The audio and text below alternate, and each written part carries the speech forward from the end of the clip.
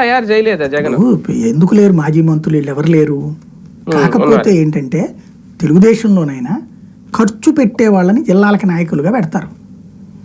ఖర్చు పెట్టాలి కదా, అట్లాంటి వాటిని సమన్వయం చేయగలిగిన వాళ్ళని పెడతారు. ఇప్పుడు వైవి సుబ్బారెడ్డికి వెళ్తే ఆయన ఖర్చులు ఆయన పెట్టుకుంటాడు, పార్టీని అడగడు. ప్లస్ అందుకని వీళ్ళు ఏంటంటే వాళ్ళ ఖర్చులు వాళ్ళు పెట్టుకుంటూ పార్టీని ఉద్ధరించే ప్రయత్నం చేస్తారు. ఇప్పుడు ఈ కార్యకర్తల అసంతృప్తి ఏంటంటే జగన్ ఓడిపోవడానికి కారణము ఎలాంటి వాళ్ళే అన్నటువంటి ఒక ఫీలింగ్ బాగా బలంగా నాటుకుంది. దానివల్ల వాళ్ళు వ్యతిరేకిస్తుంటారు.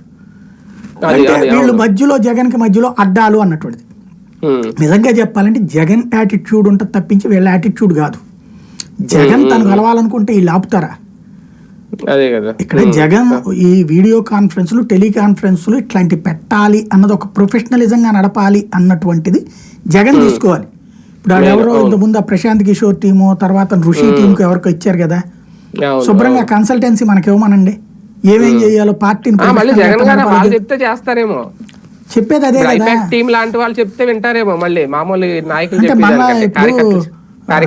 డబ్బులు బాగా 200 కోట్లు 100 కోట్లు తీసుకునే వాళ్ళ మాట వింటారంటే దాంట్లో మనం సగం వద్దు ఇంకో 100 ఎక్కువ ఏమన్నా, ఎందుకంటే తక్కువ తీసుకుంటే మళ్ళీ మనకి వాల్యూ పడిపోతుంది.